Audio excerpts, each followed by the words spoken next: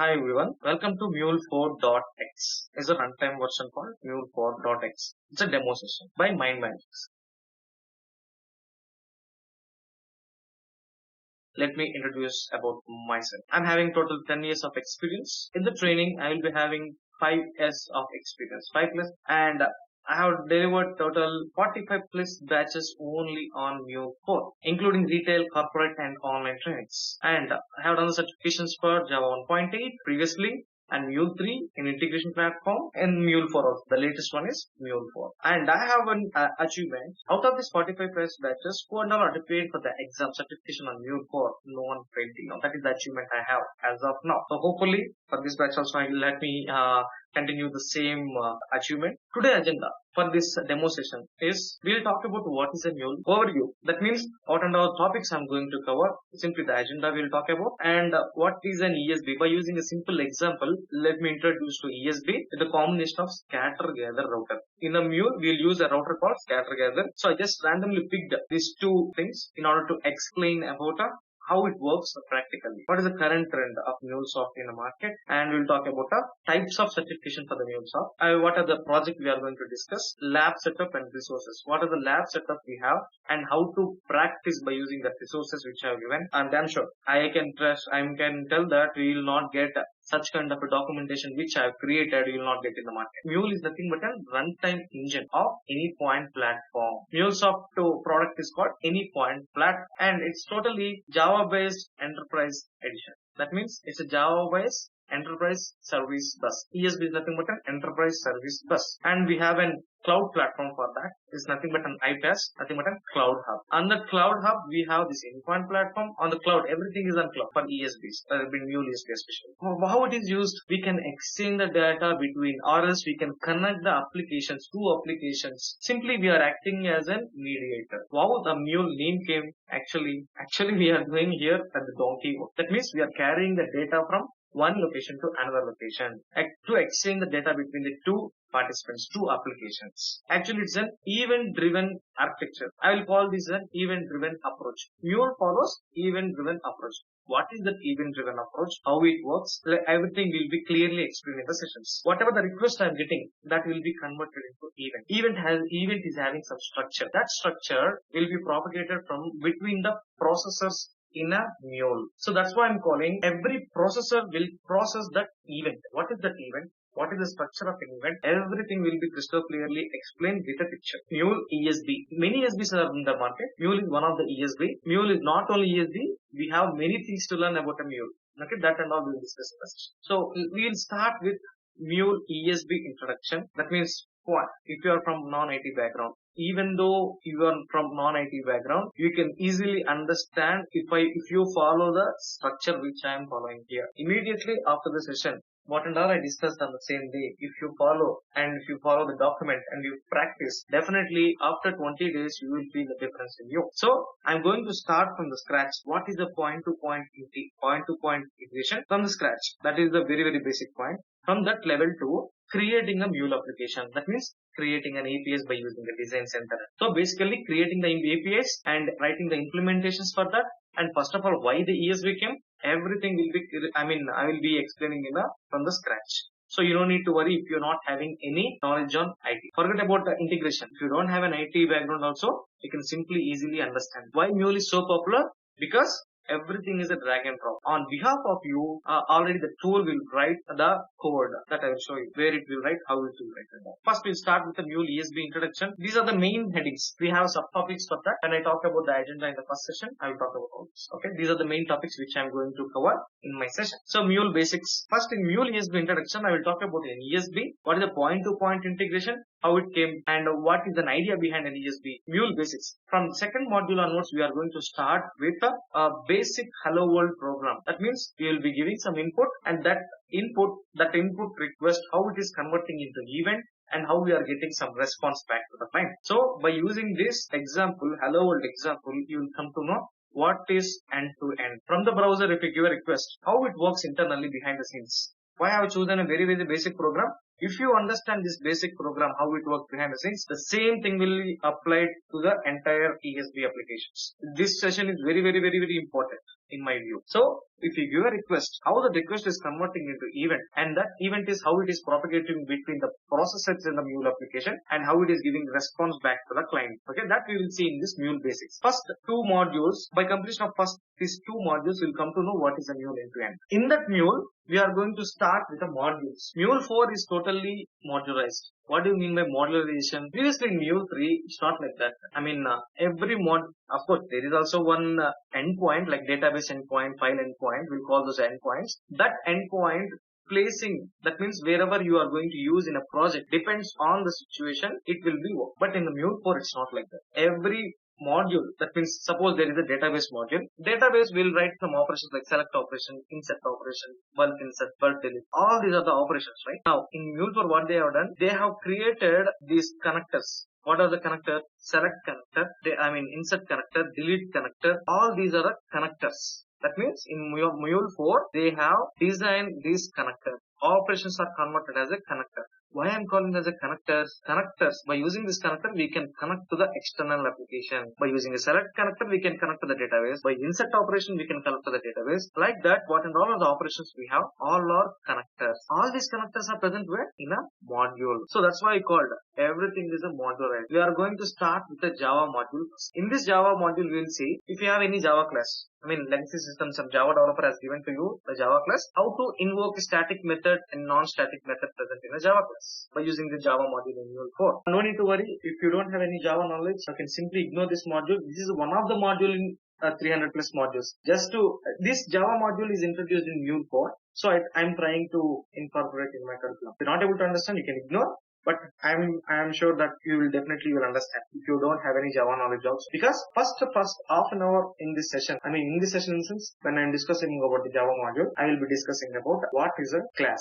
in Java. Okay, I will not touch Mule. What is a class? What are the methods? What types of methods? How to create an object? I will give a brief introduction about Java. Now, if you have that knowledge, it is very easy to use Java module in Mule. The same logic, same same features will be replica in a Mule also. You don't need to worry about that. We will talk about the deployment strategies. We have three deployment strategies: on-premises, hybrid, and cloud. On-premises means you will deploy your applications in the production environment in a standalone deployment. That is called standalone deployment. On-premises server, everything is a local. And hybrid, which is a combination of local as well as cloud. That means you have an on-premises server on your local machine. If you try to deploy this application, you can manually do that by using an on-premises logic. If your developer is in different location and your on-premises in different location, basically it is nothing but a remote deployment. How they will do? In Mule, there is an Anypoint Platform which is on cloud. Anypoint Platform, blindly remember, that is nothing but a cloud. In the cloud, there is something called Runtime Manager. By using that Runtime Manager, we can register the local server with the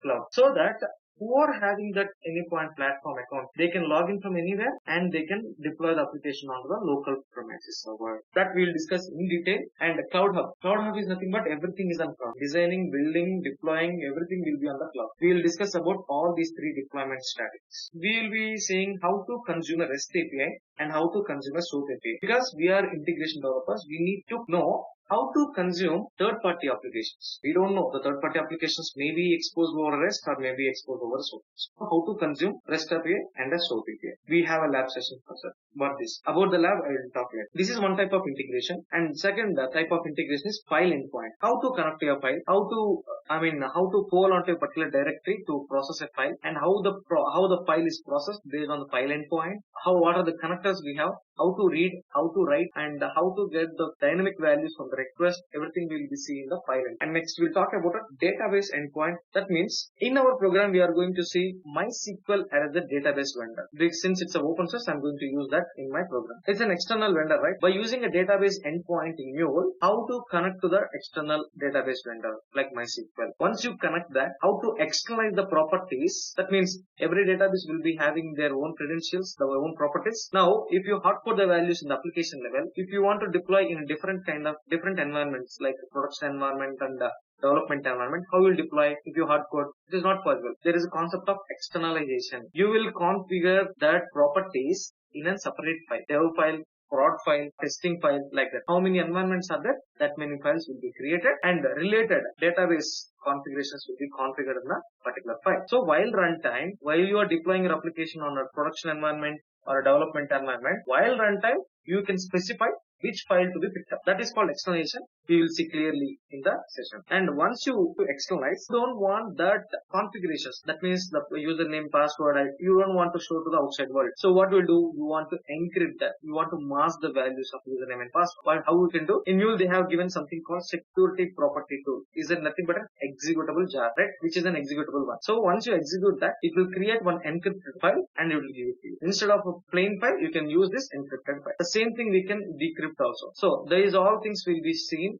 in the security property tool session. And I will show you how to download that security property tool from the Mulesoft. We'll talk about the watermarking. Watermarking is a very, very important concept here, which will store the previous invocation state of your application. Okay, even though if you stop the server and if you restart the application, even once you configure it as a watermark, the project as a watermark, it will not read again. That is called watermark. Okay, we will be having a detailed discussion on that. And about object store. And what are domains? Domains are nothing but if you have hundreds of projects. Nowadays it's very common to see microservice architecture, right? In a project we will be having hundreds of modules. Every module will be treated as a project and it is getting deployed. Suppose I have 5 modules which are related to some database project. So if your module 1 is deploying as a project, then for the module 1 we required some configurations. Same configurations if you deploy module 2, module 3, module 4. In individual projects we need to have a configurations. So instead of rewriting all these configurations or else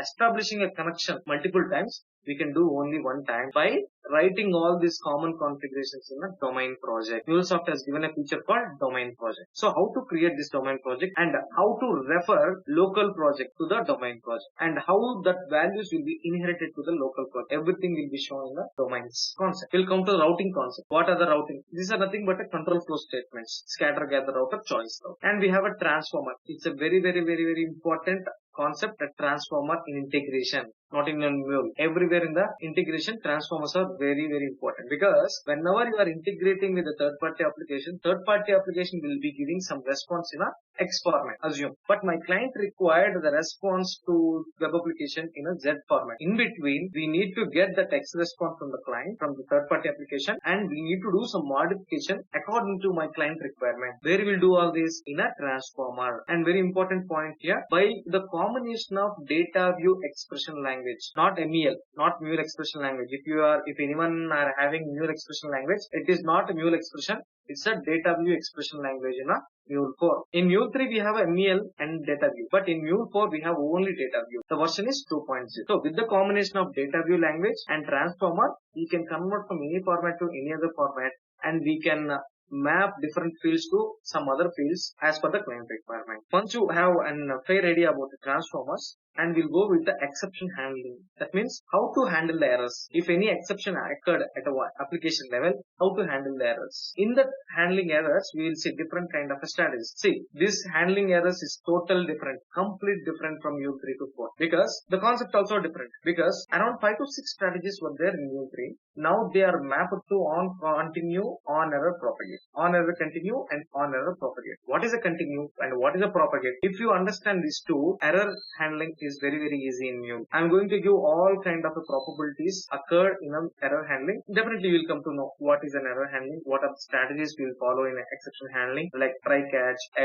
Mule default error handler, application default error handler. Many things were there in a error handling block. Once you have an idea about exception handling, then we'll move on to the unit framework. Actually, this is not part of the fundamental, but I feel as a developer, once you into the project, you might be ending up writing some test cases for your logic. So on your own, as a developer, you might be writing some test cases. So how to write a test cases? If anyone worked in Java, they might write a JUnit test cases. Similarly, for Mule application, we use MUnit. MUnit is nothing but a framework given by the Mulesoft to write the test cases of your Mule application. So here we can see unit testing, integration testing, and in that testing we can see different kind of strategies like assertion, mock when, and what is the behavior, and what to be executed, what is the assertion, what is the validation.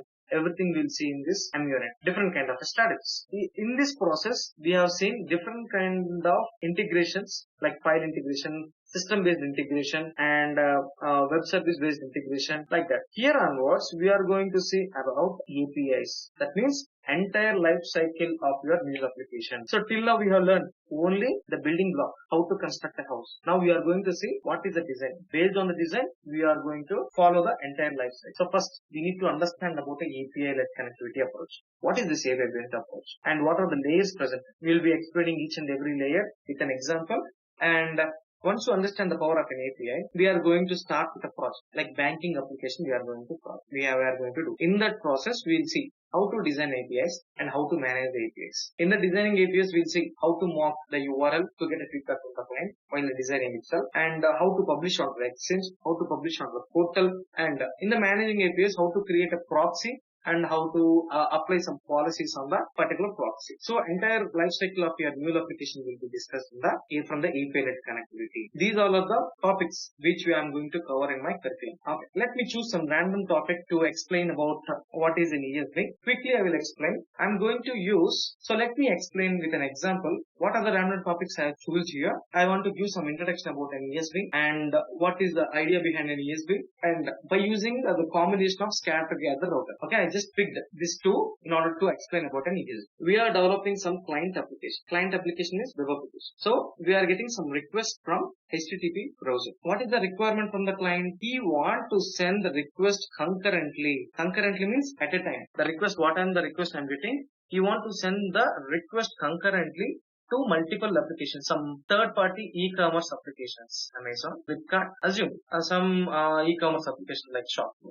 Now, these third-party applications are exposed by using some web service, by using some API called REST API. This Flipkart is using SOAP's web service, that means SOAP API, and Shopify is exposing the services by using the REST API. Right? Two types of web services we have, REST and SOAP. So by using these two, they are exposed their services. My client requirement is what? He want to send the request concurrently to all these three applications. Concurrently means together. They will outsource the integration logic to some vendor, third-party vendor like Mule. Assume that we are going to create a Mule application. This web application is integrated with my Mule application and sending the request. Once the request received, I am going to keep this request in my internal memory queue. So I will configure one of the component in Mule called filter. We will write some configurations here. According to the configurations, if the incoming request, it will read the incoming request from the previous one and it will validate against the configurations present here. And if it is validated successfully, the same request will keep it in some internal queue here again. If at all it is not validated, it will throw some exception back to the client. Suppose, assume it is successful. Then I will configure one more component. You need to, this component is nothing but at your home also you will use this such kind of a component which will take single request as an input and it will take a copy of that request. How many requests I need to send? 3, right? So it will take 3 copies and it will keep that request in some internal. What kind of component it is which will take a single request as an input and multiple requests as a copies is nothing but a router. Wi-Fi router what will do? It will take a single signal as an input and whatever the electronic devices you configure to that, it will be scattered. That means the request will be scattered to all the applications. I have taken the copy of the request. 3. I will configure something called adapter which knows how to take this, how to read this request, what type of request it is. Till here it is an HTTP request. It will take this HTTP request, but in order to consume the REST application, we need to configure something called REST adapter. Adapter means which contains some logic. What type of logic it is? Which can read the plain request and it will convert to REST related message and it will consume the REST API. Similarly, I will configure SOAP adapter which will take this request and it knows how to consume a SOAP API. Similarly, I will configure one more thing called REST adapter, right, which will take this HTTP request and it knows how to convert that HTTP into REST related request and consuming a REST API. Actually, these all adapters are part of my router itself. So what is my router is doing? It will take the request and it is scattering the request to multiple applications. It will execute as per the request in the third-party servers and those will be use some responses back. So my router will gather all the responses. How many responses I am getting here? 3 responses from the 3 applications. It will gather. So finally the router name is scatter, gather. The second requirement of my client is, first requirement is satisfied. Concurrently send all the requests to application and gather the response also. Now, how many responses I'm getting? 1, 2, and 3. What type of format? For REST application, there is no standard format. Assume it's a JSON format. For SOAP, there is a standard format, XML. For again, REST, there is no standard format. Assume it's giving a Java format. 3 different formats. But my client requirement is, you want to concatenate all these 3 responses together as a single response. And that single response to be displayed in his web application in which format? JSON format. Our idea is here, we need to concatenate all these 3 responses together, and in which format? JSON format. How I can do that? After this scatter gather router, I can configure one more thing called transformer. As I said, it's a very important and powerful tool which will take all these 3 responses as an input after the router. We will write some DataWeave language, that means DataWeave functions, to concatenate these 3 responses into a single response. And we will write here, by using a transformer, we can convert from any format to another format. Whatever the DataWeave expression you are using here, the body of that, the response of that will be converted into JSON if you decided here. That means if you declare in the transformer. So finally, by using a DataWeave function, we are concatenating all these 3 into single, and that single response we are converting into JSON format. That JSON format at the end of the flow, end of the Mule application, what is the body? That body will be given back to the web client. So here, what is the response I have given? That response will be displayed in the web application. Actually, this presentation layer will be taken care of by the web developer. What is the font size and what is the background color of a particular field? Everything will be decided by the web developer. So here, what we are doing, actually, the request is traveling from one location to another location through some set of channel components. If you want to travel from one location to another location, normally you will take a bus. Similarly, my request also taking some bus kind of a structure to travel from one location to another location. So this is a bus structure. Internally, it's used bus framework. Now you know what is a bus. Then what is an ESB? I will call this bus as a service. This service in an organization, not only one web application, multiple web applications can be developed. If that web developer want to use that web application, want to use this service, they can use at an enterprise level. What they are using? The service. So can I call this enterprise service bus? A bus which is having some common logic. That service which is used at an enterprise level, that is nothing but an enterprise service bus. Now you know what is an ESB, and internally I used one of the components. For example purpose, I used one of the components. So based on the requirement, we have to configure this bus. What are the market players we have in, what are the ESBs in the market? TIPCO, Informatica, Mule is one of the ESB, what we are using here. Dell Boogie. All these are the ESBs. But why Mule is so popular? Everything is a drag and drop. Behind the scenes, automatically it will be converted into the logic. That is the one, and very easy to learn and very easy to use. So, okay, I'll come to that point. Now you know understand about an ESB and what is a scatter gather router. Live example for this use case. Go to the browser. We are developing some web application for this SmartFix application. So a SmartFix website. He came to me and he asked me to develop a web application. So this is the web application. So what is his requirement? If any user log into his application, and if we type for any product detail like iPhone, and she click on a search button, this is the search bar, iPhone, this is a UI, right? Actually, this is the UI for the application. iPhone 11 Pro is the new one, right? Now if I click on the search button, automatically it should integrate with the third-party applications like Amazon, Flipkart and Shopify. And it should get the response from the third-party application. Do you think that the product price, the field name for Amazon, Flipkart and the Shopify are same? No, sometimes Amazon will be having a price as a tag, Flipkart will be having a cost as a tag, and Shopify will be having a different name. But I don't want that. As per my client requirement, I want to extract the values. That means the rate. I want to extract the value, and I can map that values to my own format. So let's see how it works. If I click on iPhone 11 Pro, click on the search button, internally it's using some integration tool in order to consume the third-party APIs. And after sending a request, after getting the response, that response is giving to the web application to deploy. Let me click on this iPhone 11 Pro. You can see some details from the third-party applications, Tata Click, Amazon, Shopify. So all these are in some same format. Who is doing this? Here we are converting into JSON format or any other format, and we are giving as a single response. Do you think that price tag is used by Tata Click, Amazon Shop Tools? No. We are extracting the values from the different application and mapping to price tag. That means my own format. That format will be given to the client, and that means web developer. That web developer will decide what is the color to be used, what is the image to be used for the Tata Click and Amazon. So presentation layer will be taken care by the web developer. This is a short introduction about an ESB, and we will be discuss about this this example again in the session. Okay, first session. Many things to talk about before this ESB. In a flow, I will be explaining about this ESB again with the same example. So you know about an ESB and with a use case. So what is the technology? What is the scope of this technology? As written here, different technologies have different scopes in future. Technology might rise or drop. Mulesoft from last 4-5 years onwards, it is on trending. Mulesoft from long back, I can tell that it will be there for next 4 to 5 years. What do you mean by trend? Actually, this is a trending technology. What do you mean by trend? In the market, we will be having a number of technologies. Some technologies are old, some technologies are new. That means right now, what are the technologies in boom?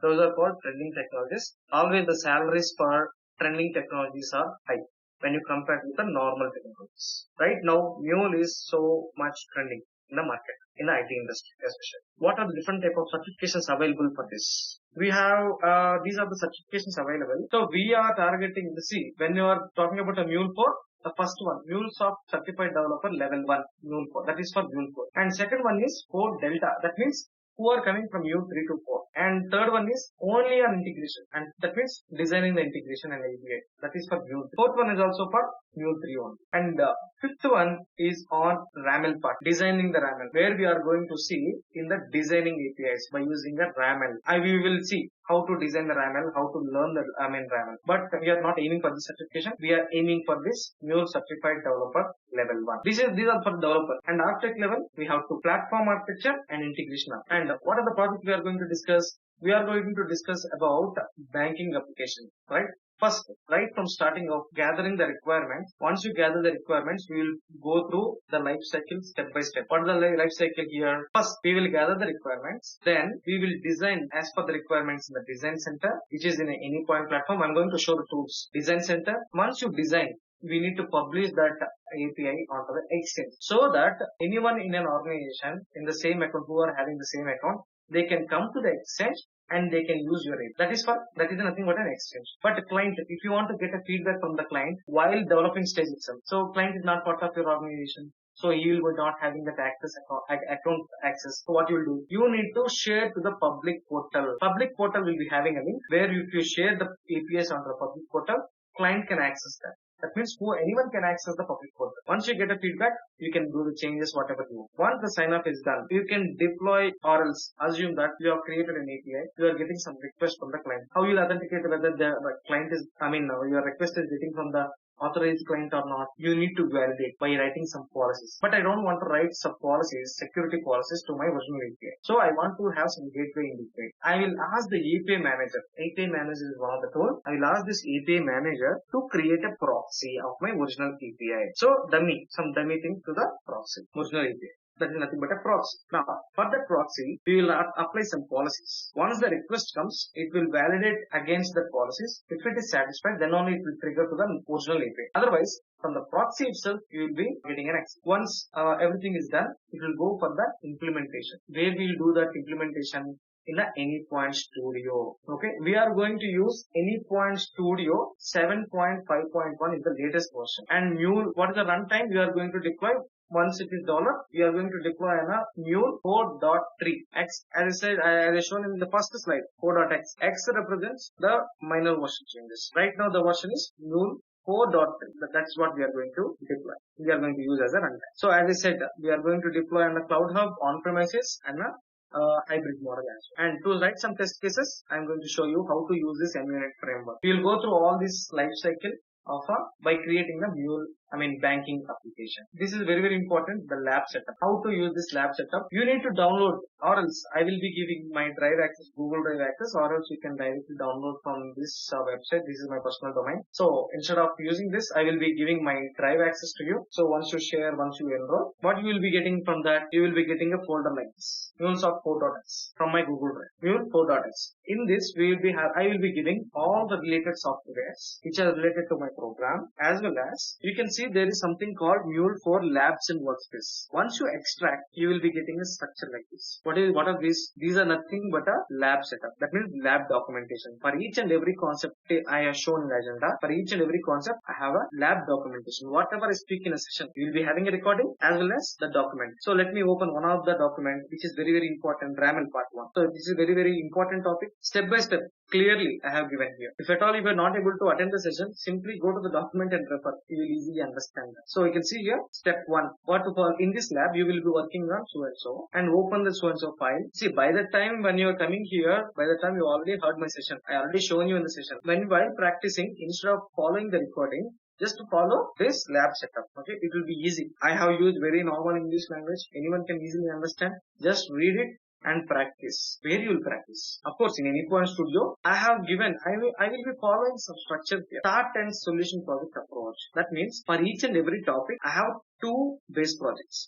From where I will get that? In the Mule for Workspace, you can see these are all the projects which I am going to give. So first, assume 01 Mule Basic Start project and a solution project. You read this document and go to the Start project, import this project to Anypoint Studio and start practicing in the Start. If you have any queries while writing the code, go to the solution project and refer. Already for this requirement, I already given a solution in that. You can refer to that. Still, if you are not able to get the point, you can have my mail ID. You can send the queries. And if you are not able to get a response within 24 hours, any which ways, next day I will be available for the session. So you can ask. So anytime your questions will be noted down. So this is the structure which I follow to get a hands-on experience for my users. So hope you understood how to practice and how to use this. So let me show the tools. As I said, Anypoint Platform. This is an Anypoint Platform. You need to have an account with a Mulesoft Anypoint Platform account. Once you register, you will be having an Anypoint Platform like this. Under that, these are all of the tools available. So we are going to start from Design Center,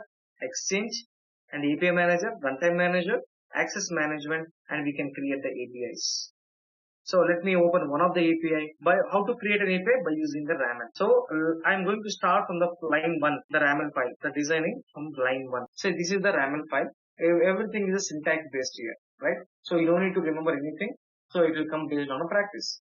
So I will start from line 1. Okay, I will be explaining about all these major concepts in a RAML file, right? Let me go back to the Anypoint Platform. And once the design is done, where you are going to write the implementations by using an Anypoint Studio. Where you will get Anypoint Studio. See, as I said, I will be giving all the softwares. I am giving the latest version of Anypoint Studio also. Right? You don't need to worry. Just enroll and have this folder before the session. That's it. Download and keep it ready. I will be taking care of everything. How to install and how to set up the environment variables. So once you extract this, you will be getting an Anypoint Studio.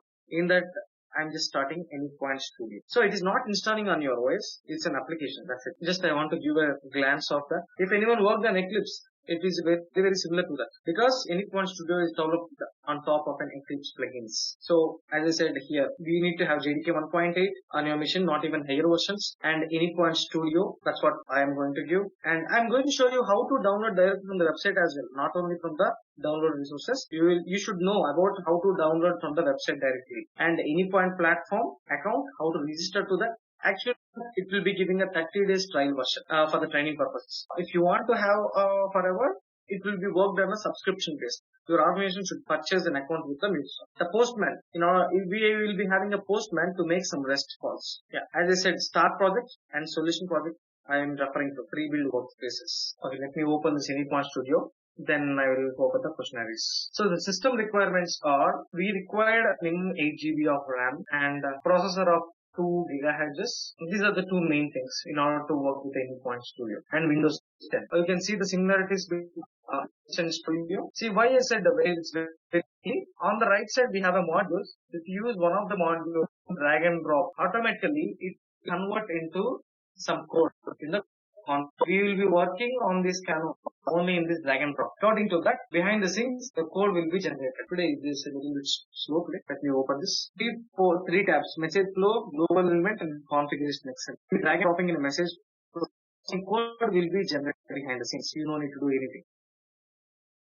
Right? This is the code generated for my all the flows. Okay, this is the Mule endpoint. This is one of the end. This is one of the endpoint. Just now I drag and drop one of the connector. So see what and all we have done here. Corresponding code get generated. Okay. What are the prerequisites for my course is we required some web service knowledge, basics of web service knowledge, some basics of XML, some basics of JSON. If you have this knowledge, and we can ready to go ahead with the start with the course. Now I'll go with the questionnaires. Anyone having any questions? You can ask. Yeah, hi Naveen here. I have a couple of queries will you be using certificates, like how to use certificates and how can we how to make it work, will you be showing that part? Actually, it is not part of that. But you mean to say SSL verification, certification, how to configure that? Actually, yes, this is not part. This is a fundamental code. This is not part of that. But if you have that some knowledge, when I apply some policies at the end to my application, Mule application, the same way you can apply for while consuming it. And will you be explaining any real-time example, like live projects? Everything is real-time example only, because whenever I am getting a request to the postman, according to that request, I need to write a clause. I need to write a clause. Every concept is a real-time scenario only. At the end, we are going to write some banking application. It's a real-time project only. And how long this classes? How many days and what is the session? 1 hour, I guess, right? Per day? Yeah. See, regarding the timings and resource, regarding timings and when it is going to start and all, we can discuss with the MindMajix team. They are the right person to discuss about all this. At the course duration is 22 working hours. It might be weekend or it might be weekdays. My questions are basically I think during the demo you mentioned that no prerequisite knowledge, even non-IT guy can learn this. Okay? But the question is very kind of specific. If somebody is working at a delivery role and he kind of have experience delivering microservices project and some transformation projects and core Java, Spring and other related web services. Okay. But now if a guy want to get trained here and get an opening in this tool specific area. Okay. Let's see, any integration platform for that matters, they will not expect the people from integration background. People will be expecting some from the different domains as well, because we are integration. So people from the different domains can switch to the integration, right? If they are having any other knowledge, not only from the integration background. There is no such criteria in the market. Okay, then so my question, next question would be because this is an integration middleware, right? And now you from an application development you come to this integration layer. So how difficult is it from a adaptation perspective? Simple example I will give you. I trained a person who is from biology. You can understand the level of difficulty in understanding this tool.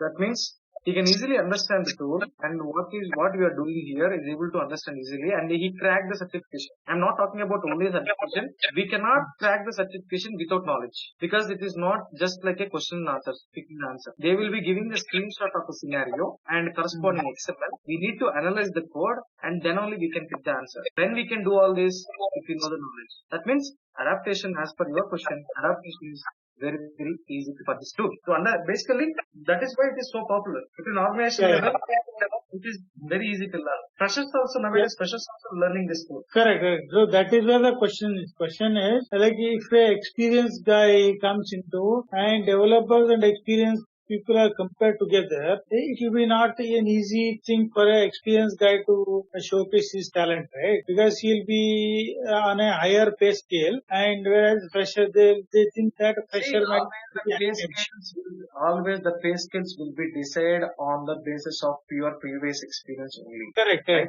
That is where the question is. Shifting to this kind of a middleware tool after delivery roles. So will it be a good advice, or will it be like a kind of of a thing in the middle will hang it out. That's where it totally depends on the requirement. Everything is totally depends on the requirement. We cannot generalize this question. So totally depends on the requirement. Company may require a person who is having a different kind of an experience and new in integration, but you should know about a Mule.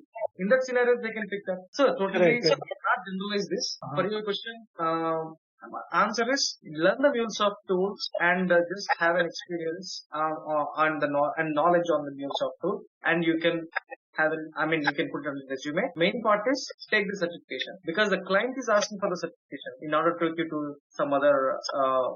In order to require you. Okay. So if a certification is there, people are recognizing that guy has the knowledge. So is that what you are saying? And this developer certification is prerequisite for integration architect, is it?